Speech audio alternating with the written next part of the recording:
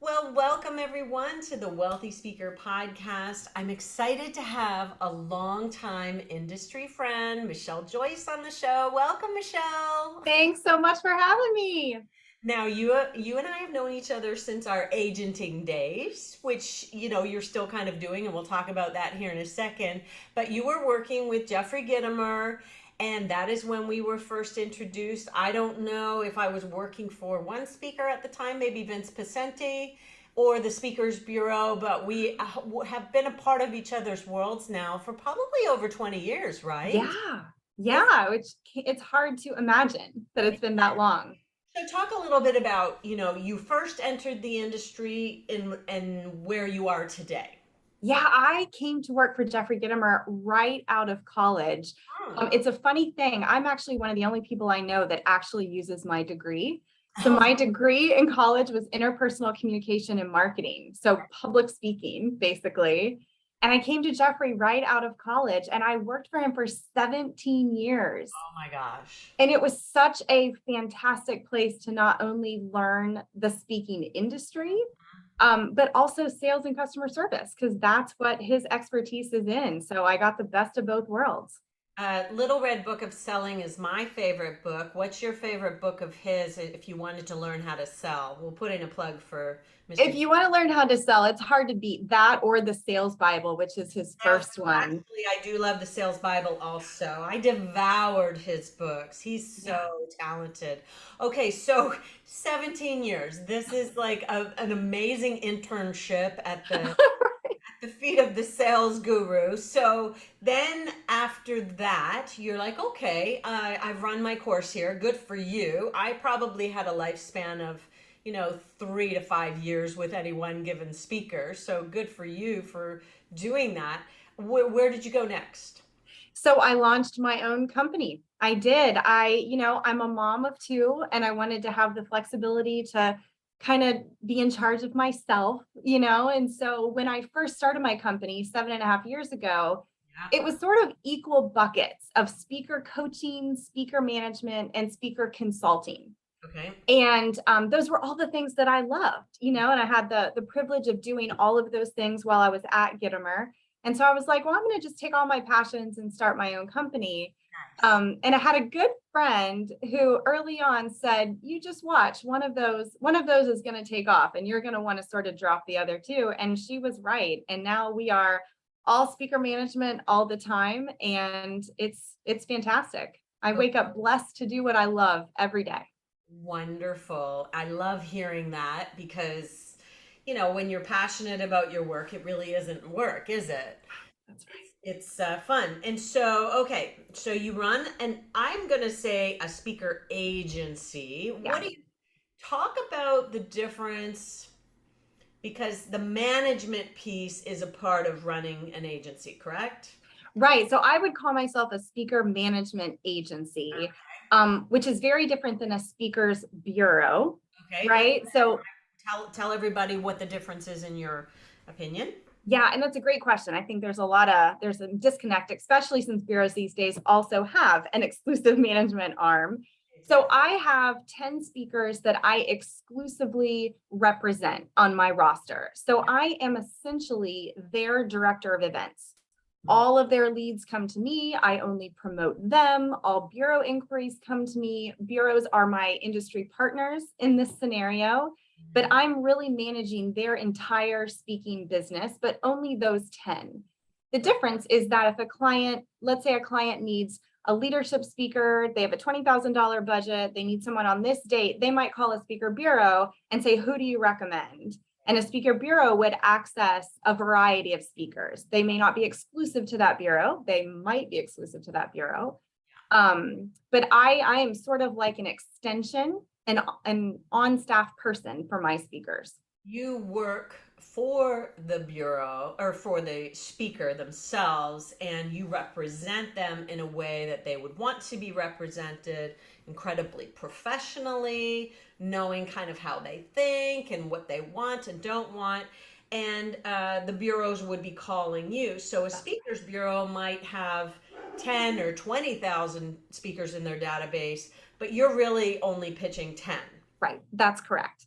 And people is what and working with the bureaus becomes a very important piece of that puzzle, because guess what, they already have all the great clients. Yeah. You don't need to reinvent the wheel. How much are you doing in direct business with your speakers? Do you most Yeah.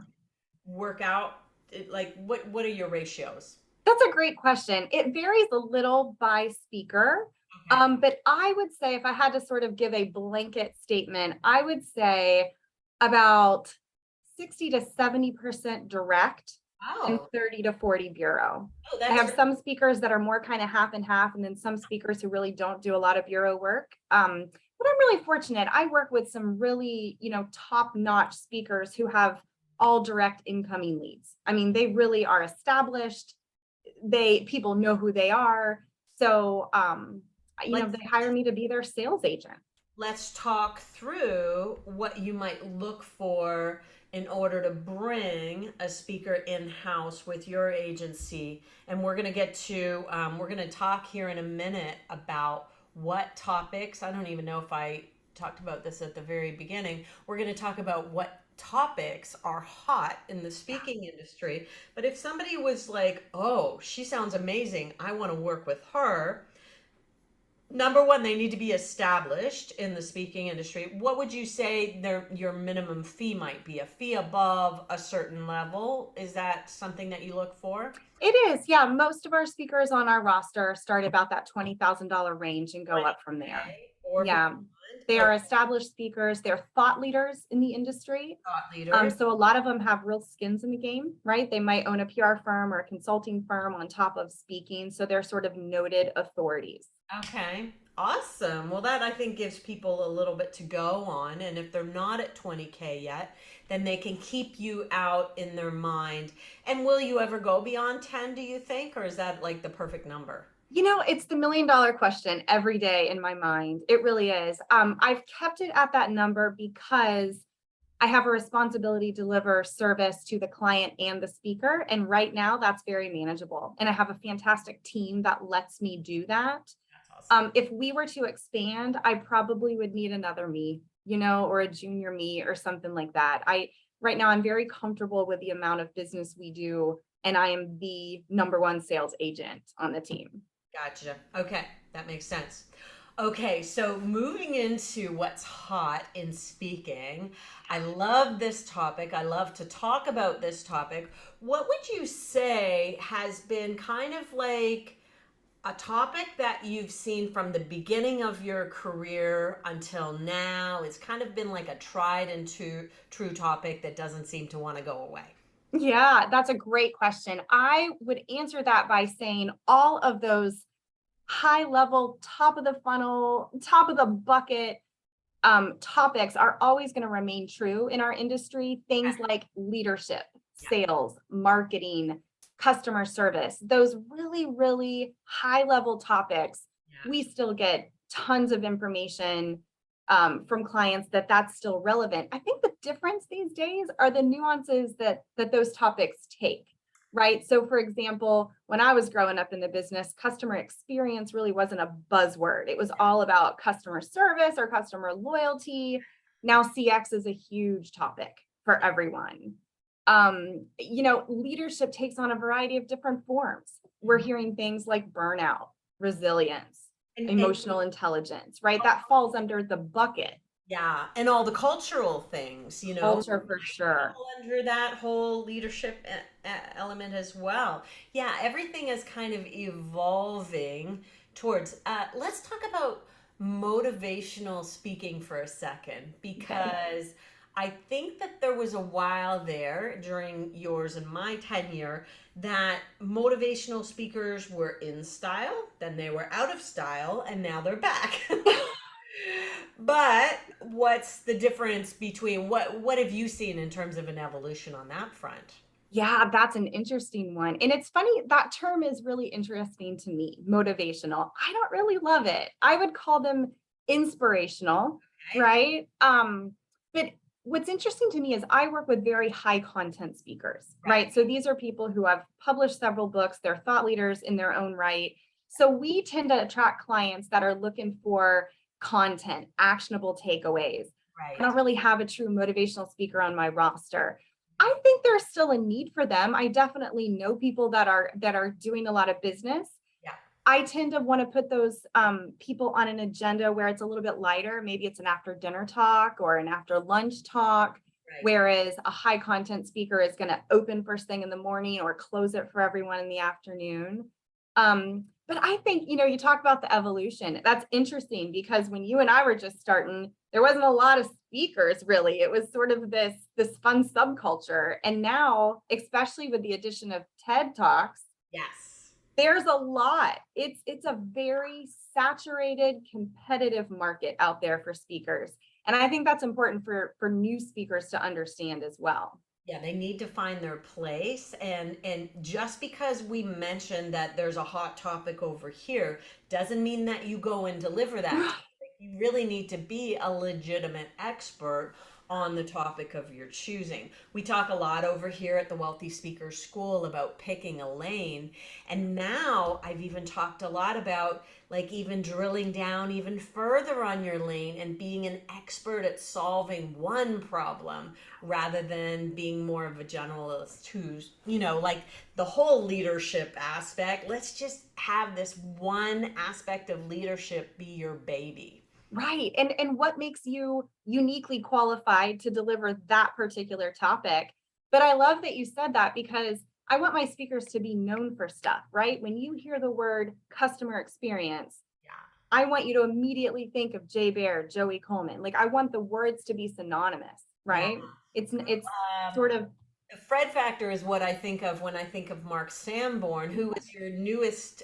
Was he the newest one to come into your he is stable? the newest addition, although he's not a new speaker by any means, right? Yeah. At all. He's been as long as I've been in the business. Mark Sanborn's been in the business, and I think of him for the Fred factor. But what's he specializing in today? Yeah, so I always think of the Fred Factor too because it's phenomenal, but that's more of a service book. It's more of a customer experience, customer service book. Yeah, These days, he is really heavy into the leadership space, yeah. especially because Mark did this fantastic research study during COVID that Mm. really dialed in what leaders were facing in today's market because it had changed so drastically, so quickly. And so his new keynote is leading the future workforce now. Oh my Basically, it's here, right? Like it was God. going to happen anyway, but it is here now.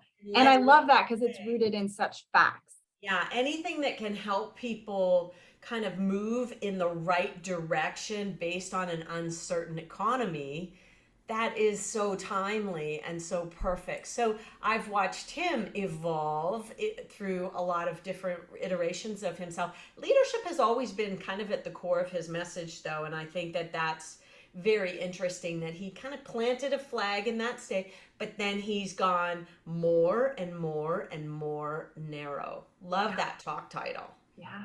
So good, so good. Okay, maybe I should ask you the questions that are on my list. Okay, so speaking of what we just were talking about, actually, was what topics you kind of see coming down the pike. So say that name of that speech again that Mark's doing. Oh, sure. It's leading the workforce now. I'm sorry, leading the future workforce now. Now, so anything future related, let's say that we see that coming down the pike. I think that's probably a given, right? Yeah, absolutely. And I think that applies to not only the leadership side, like Mark's delivering, but technology, innovation. Mm, Shama Hyder on our roster does a great talk about the future of technology and what that looks like for businesses. You so know, what tools and apps are they using? What does the workforce look like for them? What does that look like on your website in a time of self-service?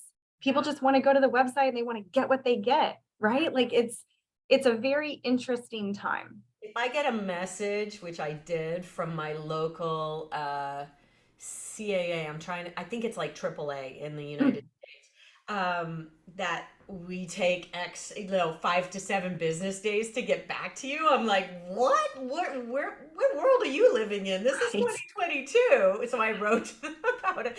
I only ever use Twitter to complain, and I complained on Twitter about them. But talk about the DEI space, DEIB space.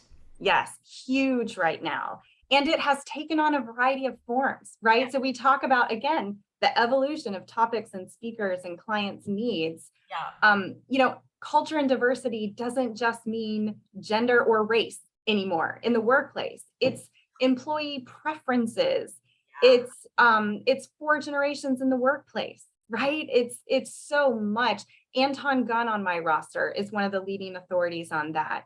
And I always tell him, he's going to love this, but I always joke with him, I should have a bracelet that said, "What would Anton do?" Right? Because he's such an amazing resource. And he gets a lot of clients that say, "We don't know how to talk about this, or it's uncomfortable and we don't know what we're doing." And he always just has the right answers for people. People with disabilities are not being represented or weren't being represented at the beginning of the whole diversity, equity, inclusion, belonging space. I'm learning so much about all of these things, and I'm thinking, you know what? Critical thinking. Somebody just we were talking at breakfast the other day about how critical thinking should be taught in school, because just learning how to learn, Yeah. like by being exposed to new ideas. I look at a picture that somebody took at a conference of the judges of a thing, and it's like four middle-aged white guys. I see that completely differently as I than I would have, 5 or 6 years ago. It's very interesting how, to me, how we've just learned how to think in different ways. And that's what all of Absolutely. these speakers need to be providing. Well, and at the rate at which it has happened so quickly, right? I mean, if you look at history, Yes. it just feels like everything these days is happening so quickly. And so clients are struggling to keep up, and, bless them, because sometimes they're like, "I don't know what I'm allowed to say, what I'm not allowed to say. It Yeah. changes by the week. Like, I think I understand this, and then I realize I can't say it." It's just a lot. And the advice there is just to continue to learn, continue to be open, continue to have conversations about it. Well, talk about some of the interesting bookings that you've seen come down the pike lately. What are some things that you've thought, oh, that I never expected to ever see that? Oh, that's a great question. I just got one a couple days ago, which was super Ooh. interesting. A client asked one of my speakers to spend an entire week in Costa Rica. It's a rough life, I know, um, because high performing leaders need to come together and to be able to experience different activities that further pushes them, right? So they benefit from content like my speaker is going to deliver, but they're going to challenge themselves to, like, learn how to surf or go on a really difficult hike or something. And it was a way to sort of take them out of their business for a week and center them and encourage them and give them a chance to sort of come together and network. High So rope, that was an interesting thing. We're seeing a lot of around high rope. burnout and Yeah. resilience and things like that. Nice, nice. I was saying high ropes through the Amazon could be very, very interesting. Yeah, Oh, how cool is that? that one was a neat one. Yeah, and when it comes to recession, we've been hearing the word recession a lot lately. And I put out a little post on Facebook not that long ago that said, okay, I'm hearing this, but I'm not seeing evidence of it in my own world. What are you all experiencing? And it was all just good news, good news, good news, good news, good. Yeah. And so, in terms of your own world, what are you seeing with regards to what's to come?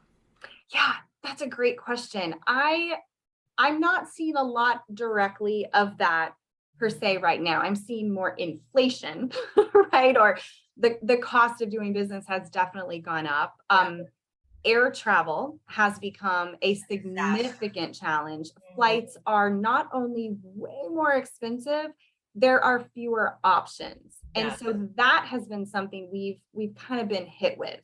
recently. I used to be able to book a speaker on the West Coast, no problem, knowing that if they were done by noon, I could get them to the East Coast for the following day. We're having to literally check flights before we book every event these days because they're just not available like they were before. Yeah. That's been an interesting trend. Yeah, for sure. And the cost of everything, you're right, have gone up. And you do have to wonder if people are going to pull back as a result of that. Have you seen any companies laying off or hearing about, have you heard of anybody laying off? I It haven't. was an it was an interesting conversation during when COVID first happened. You know, when COVID first happened, there was a lot of that. And then we saw them immediately hire back, which I always thought was interesting. You know, it was like this weird circle because now what we're learning is they're having a sales meeting and 30% of that sales force hasn't met anyone yet, right? They're coming together for the first time. They're new. They Oh, were hired during COVID when everyone was virtual. okay. So that's been really interesting. But I think, you know, there's always in this business, and you know this more than anyone as well about the cyclical effect, right? We're always going to go through these Yeah. weird times where there's mergers and acquisitions and companies go out of business. And I think, you know, the best advice for a speaker is to be aware of those changes, be Yes. nimble, be able to speak to that when clients need that. And I love the idea of a topic that says, how to sell during a recession or whatever it might be. We really want to be able to see what's coming and then figure out how do I provide value based on that. Yeah. We had a lot of speakers over here who did amazingly well, best years ever of their speaking business, because especially Meredith, who I think you know, Meredith Elliott Powell, Yeah. it was like she saw the fire, she put the fire hose on her shoulder, ran towards the fire, and said, "How may I serve?" And turned out to have her not, that wasn't with a big intention of booking business. It was just, how can I serve?